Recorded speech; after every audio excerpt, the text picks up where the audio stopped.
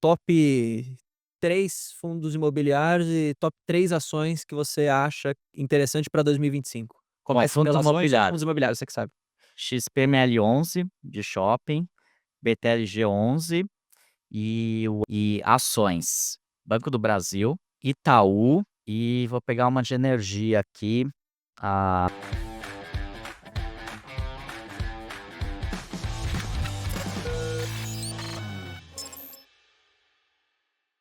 Como que hoje você organiza, assim, um pouco os seus investimentos? Antes da gente falar de cada um dos investimentos, um pouquinho de cenário, queria entender mais de você, assim, como que você organiza, como que você pensa, qual que é a sua estratégia, se você quiser compartilhar com o pessoal. sim. Eu sempre compartilhei mais ou menos os percentuais da minha carteira de alocação, e só que eu estou mudando um pouquinho, eu venho Uhum. mudando já. Então a minha carteira tradicionalmente, eu sempre tive 60% de renda fixa, porque nossas taxas de juros no Brasil são historicamente muito elevadas. A gente, claro, agora está no momento, né, de ciclo de alta da Uhum. Selic, mas se a gente pegar uma perspectiva histórica, a nossa renda fixa paga muito bem, com risco muito reduzido. Então, acho que não tem como a gente ser brasileiro, morar no Brasil, ganhar em reais e não investir em renda fixa, né? Mas claro que também é importante ter bolsa, ter fundos imobiliários. Então, 60% renda fixa, em torno de 20% fundos imobiliários, 20% de ações e uns 10% de investimentos no exterior. Uhum. E aí Na quando verdade, perdão, errei errei a divisão aqui, em torno de 50% renda fixa, 20% fundos imobiliários, 20% ações no Brasil, 10% investimentos no exterior. E quando você fala, vamos falar primeiro de renda fixa, assim, você falou muito dessa questão dos juros altos no Brasil, e o que a gente está vendo agora é realmente essa preocupação toda com, pô, fiscal, você viu onde está o dólar, bateu mais de 6 já, enfim, volta um pouquinho, mas o pessoal tá falando de bater 6,10 é logo ali. Você vê juros futuros subindo forte, vários dos vértices ali já pagando 14, vários bancos também falando da alta da Selic, até o Galípolo, que é o presidente agora que vai assumir o Banco Central, já tem falado nesse aperto monetário aí.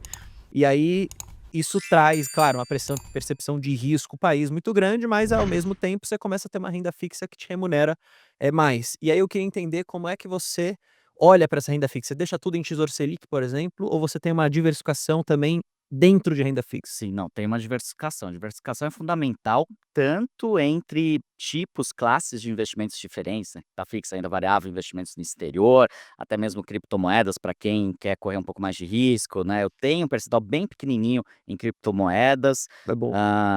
mas é importante ter essa diversificação também dentro de cada categoria de investimento. Então, no caso da renda fixa, sim, eu tenho Tesouro Selic para reserva de emergência, eu tenho alguns CDBs de liquidez diária também para reserva de emergência e outros investimentos já com um pensamento de mais médio ou longo prazo. Entendi. Então eu gosto muito de LCIs, LCAs, numa perspectiva de prazos curtos para médio, Isento de, isento de imposto de renda. Então é uma coisa que eu sempre falo para os meus seguidores, normalmente, se você pesquisar um pouquinho, você consegue ter uma rentabilidade melhor com LCIs e LCAs do que com CDBs ou Tesouro Selic por conta da isenção do imposto de renda.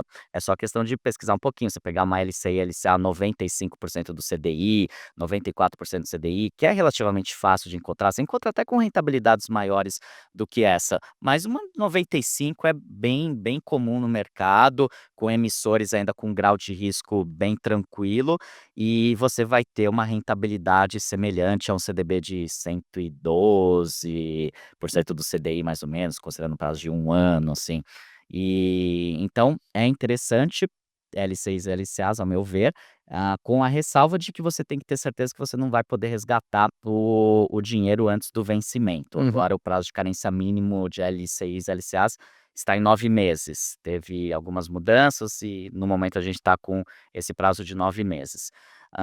Além disso, eu tenho também gosto muito do Tesouro IPCA com uma perspectiva de longo prazo, pensando em aposentadoria mesmo. Levar até Então, o levar até o vencimento. Uhum. Às vezes, pode ser interessante você até resgatar antes, inclusive agora a gente está num momento super bacana para quem quer esperar um pouco e fazer uma marcação ao mercado, porque a gente está com a taxa mais alta da história no Tesouro IPCA, Tesouro IPCA mais 7%, é uma coisa realmente, assim, muito, muito muito fora do padrão do mercado, e quem fizer esse investimento agora, tiver paciência de esperar alguns anos até as coisas se normalizarem, eventualmente uma troca de governo, uma mudança de política econômica no nosso país, pode ganhar bastante dinheiro com a marcação a mercado, né. Por outro lado, quem, fizer um investimento agora e de repente precisar do dinheiro daqui a alguns meses, pode acabar até perdendo dinheiro, tendo uma rentabilidade negativa se resgatar antes. Então tem que ter esse cuidado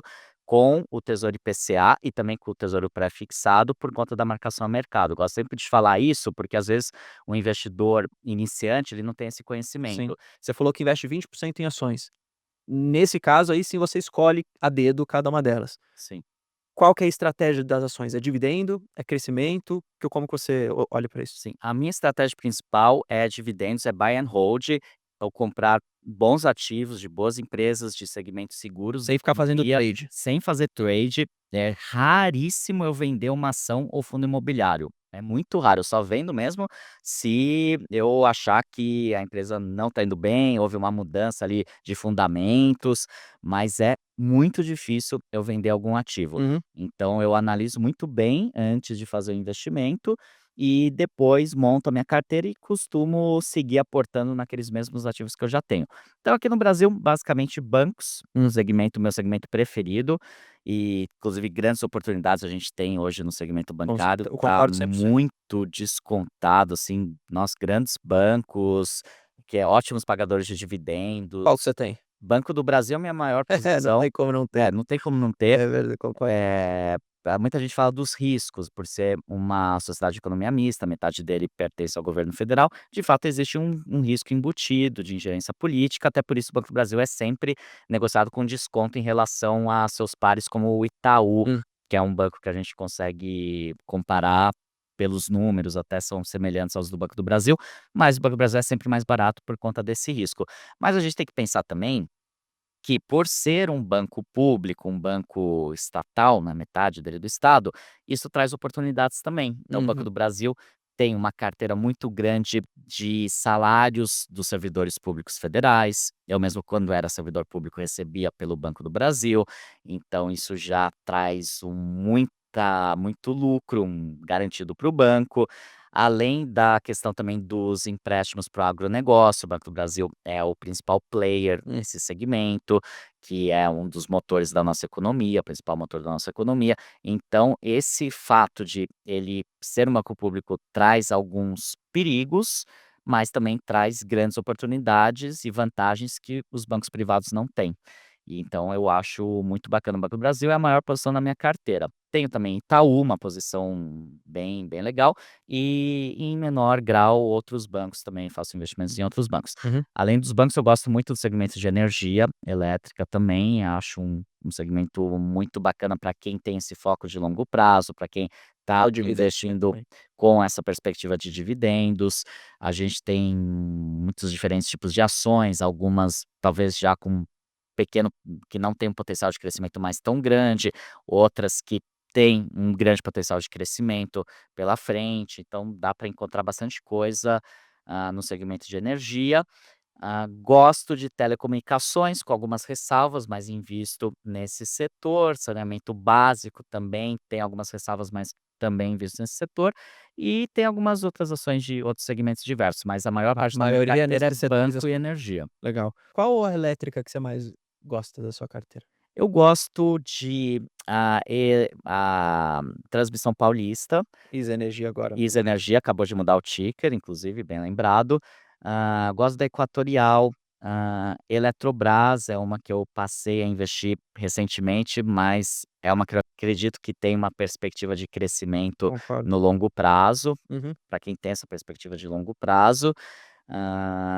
Tenho Equatorial, já citei. Isa é a maior? ISA é a mai e eu tenho Taesa também. Isso. Hoje eu tenho Taesa e ISA, são as 2 maiores posições na minha carteira. Ou seja, realmente foco dividendo na Foco veia de mesmo. É dividendos, porque pago essas dividendos. empresas todo mundo investe para isso, né. É, Nunca vi alguém investir em Isa Energia e falar: "Não, eu não quero dividendo não". Pô, todo mundo investe. exatamente. E o foco da minha carteira em ações, em fundos imobiliários e uma parte da renda fixa, aquela parte de longo prazo, é aposentadoria. Uhum. Então não invisto em ações e fundos imobiliários Pra ficar vendendo. pensando em resgatar esse dinheiro, é para me gerar renda, já me gera uma renda muito boa hoje, e quando eu estiver aposentado daqui, sei lá, 30 anos, eu tenho certeza que Vai viver da vai me gerar uma renda, que vai pagar com muita folga todas as minhas despesas, junto com os outros investimentos, é claro, com os investimentos no exterior, até mesmo investimentos também fora do mercado financeiro, imóveis físicos, acho interessante também como diversificação,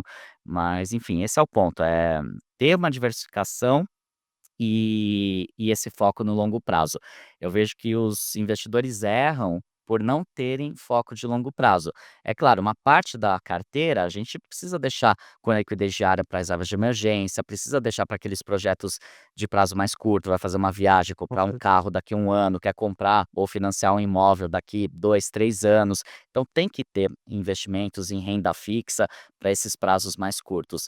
Mas o restante da carteira é foco de longo prazo, é aposentadoria. E quando você fala dos FIIs, eu acho que também é legal da gente, já pegando o gancho para falar disso, você falou que tem 20%, né, mais ou menos, da sua Em torno carteira. de 20%. O foco aqui é você receber renda passiva? Esse Sim. é o foco principal que você tem com os FIIs, né, O acredito. meu foco principal é receber renda passiva e esse também é um investimento com foco de longuíssimo prazo, de Entendi. aposentadoria. Então, eu analiso o investimento, busco ativos seguros que não vão me dar surpresas negativas, ou pelo menos que eu espero que não irão Uhum. dar surpresas negativas. Claro que a gente não acerta sempre, nenhum investidor vai ter 100% de acerto, mas se você conhecer um pouquinho, estudar um pouquinho, você vai acertar 90% dos seus investimentos. Então eu escolho bons fundos imobiliários, tanto de tijolo quanto de papel, também Ah, você faço essa diversifica, né. diversificação, com certeza. Então fundos no caso de papel, fundos high grade, eu priorizo sempre fundos high grade, que são aqueles mais seguros, que dificilmente, vão dar algum problema muito grande. E os fundos de no caso dos fundos de tijolo, eu procuro também fundos com um grande valor patrimonial, fundos já com longo histórico, Uhum. tanto os de shopping como de galpões de logística, são os meus 2 segmentos preferidos. Eu tenho também lajes corporativas, que é o setor que está sofrendo, então faz parte, como eu falei, você não vai acertar cem por Uhum. cento das vezes, nenhum investidor vai acertar 100%, mas ainda assim são fundos que eu escolhi muito bem e eu acredito na recuperação no longo prazo. Então a minha prioridade é escolher bons ativos com foco de longo prazo. Eu não compro um fundo imobiliário pensando: "Ah, não, esse fundo aqui vai se valorizar, depois eu vou vender e tal". Não vou ficar fazendo trade com fundo imobiliário e nem com ações também não é a minha O nesse a momen minha ideia. nesse momento, assim, o se o tem várias pessoas que acompanham aqui o podcast que têm fundo imobiliário.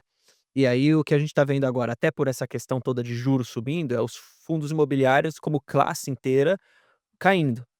Aí, acho que a grande questão aqui fica: alguns podem ser oportunidades, alguns podem não ser, porque podem ser um negócio ruim. Como que você está vendo esse mercado de fundo imobiliário hoje, assim? Você percebe que realmente tem muita oportunidade para comprar hoje bons FIIs a preços muito descontados ou não necessariamente? Como que tá a sua visão? Não, sem dúvida, tem muito fundo imobiliário muito bom, Uhum. com P sobre VP, que é o preço sobre valor patrimonial, em 0,8, 0,9, ou seja, descontos de 10, 20% em relação ao seu preço justo. Isso é uma coisa difícil de acontecer Uhum. também. Então, quem está investindo com foco de longo prazo, está aproveitando, assim, oportunidades incríveis. Pra ir E montando a posição, né. para ir montando a posição, exatamente. Porque você pensa, num caso pensando aqui num fundo de tijolo, ele é composto por imóveis físicos, aqueles imóveis têm um valor. Se o gestor do fundo resolvesse vender aqueles imóveis, eles têm um determinado valor de mercado. Se você está comprando aquele fundo imobiliário, uma cota daquele fundo imobiliário com desconto, com Uhum. P sobre VP abaixo de 1, significa que você está comprando aqueles imóveis Mas também com desconto. É a mesma coisa de você estar procurando um apartamento para comprar aqui em São Paulo, no Brooklyn, por exemplo. O preço médio do metro quadrado é R$ 20.000. Aí você encontra lá um apartamento num prédio bom, prédio novo, tal, que o metro quadrado tá R$ 17.000. Que você vai fazer? Você vai comprar, porque é uma oportunidade. uhum. Esse em algum momento, aquele valor vai voltar para o valor de mercado ou está sendo vendido mais barato porque o proprietário precisa vender rápido, então você pode comprar e até revender e embolsar o lucro. É o mesmo pensamento com os fundos imobiliários. Faz sentido. Você está comprando agora ótimos fundos imobiliários, claro, não todos, mas você tem que saber analisar, escolher, com um desconto muito bom. Então não tem como ele não voltar a se valorizar em algum momento. A tendência do fundo imobiliário é voltar sempre para o seu valor justo. Tem algum FII, assim, ou alguns fundos imobiliários que você mais gosta e gostaria de compartilhar com o pessoal e que você acha que podem estar nesse momento de oportunidade, assim? Sim. Na sua opinião, Não, claro. com certeza. Eu gosto, por exemplo, do XPML11, que é um fundo de shoppings, é inclusive o maior fundo de tijolo em valor, patrimonial negociado na nossa bolsa de valores hoje. É um fundo super diversificado, paga ótimos dividendos e tá com P/BVP na casa de 0,8, 0,82 a última vez que eu vi. Então, assim, um Uhum, desconto muito grande. A gente tem também fundos de logística, eu gosto muito do BTLG11, que é um fundo também grande, antigo, diversificado, paga ótimos dividendos, também está com desconto legal, salvo engano na casa de 0,9 o P/BVP, um pouquinho mais que isso talvez. Então são fundos grandes, diversificados, muito negociados, dificilmente vão ter um grande problema uhum. e tem vacância muito baixa, que é uma coisa importante de a gente olhar em se tratando de fundos imobiliários de tijolo, e estão muito baratos. A mesma coisa em fundos de papel, a gente também tem ótimas oportunidades em fundos de papel. Eu gosto, por exemplo, do RBRR11, que é um fundo que não é tão falado, Uhum. inclusive nos canais de educação financeira, mas é um fundo high grade também com histórico muito legal. O MCCI11 também é outro fundo que não é muito falado, eu tenho na carteira e também está com desconto interessante. Legal. Então a gente tem muita oportunidade legal. Eu sempre falo que nesses momentos de crise É do saber mercado, é querer ter mais dinheiro é pra a você. melhor hora de investir, né? Os investidores normalmente que estão começando, é nesse momento começam a vender tudo e fazer prejuízo, Uhum. compram na alta e vendem na baixa.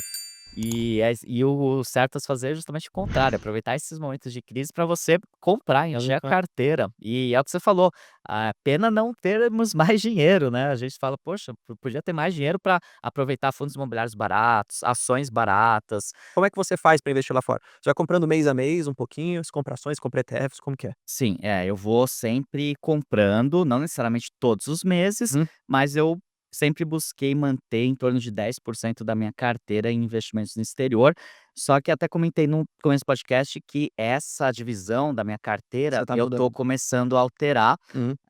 para aumentar um pouco mais a minha alocação no exterior. Então eu vou gradativamente estou gradativamente reduzindo a minha alocação, o percentual de alocação nos ativos do Brasil e aumentando no exterior. Uhum. Isso por conta da nossa situação política, econômica, acredito que o dólar ainda vai se valorizar, né, nos próximos anos. Mas tem sempre que ter uma percentual em dólar na carteira em investimentos no exterior, não tem como fugir disso. Uhum. Eu lembro inclusive muito bem da época do impeachment da Dilma, eu como investidor, foi a época que eu mais ganhei dinheiro, porque vendo aquela situação que estava acontecendo, eu cheguei a alocar 50% do meu patrimônio naquela época em dólar. É. Assim, foi bastante agressivo, não recomendo que quem está assistindo faça isso, né, a não ser que realmente, ache que faz sentido para o Vale a caso pena. concreto, né, Uhum. para o próprio investidor, mas em linhas gerais não se deve colocar 50% da sua carteira num único ativo, numa única classe de ativo, ainda que você vá diversificar em diferentes tipos de investimentos nos Estados Unidos, 50% eu acho muito, mas naquele momento vendo o que estava acontecendo em termos econômicos e políticos aqui no país, eu fiz essa aposta de dolarizar 50% do patrimônio. Foi uma Uhum. aposta super acertada. Realmente, o dólar saiu da época de 2 e pouco e bateu os R$ 4. Então foi um ganho muito grande num curto espaço de tempo. Só de variação cambial, né, Só de nada variação ainda cambial, a valorização dos ativos. sem contar a valorização dos ativos. Então naquela época não era tão fácil investir no exterior, era mais limitado, a gente não tinha esse monte de opções de contas em dólar que a gente tem hoje. Uhum. Muitas vezes as pessoas faziam investimento em dólar por meio de fundos cambiais mesmo, que nem estava tirando o seu dinheiro do Brasil, apenas estava dolarizando, né, por meio desse instrumento, os fundos cambiais, hoje é muito mais simples, porque a gente tem muitas opções de Muito contas mais em rápido. dólar no mercado. Então você, além de, hã, ter esse ganho cambial, ter o ganho com investimento, você ainda está tirando o seu dinheiro do Brasil e deixando ele nos Estados Unidos, que é um país, obviamente, muito mais seguro, estável, previsível.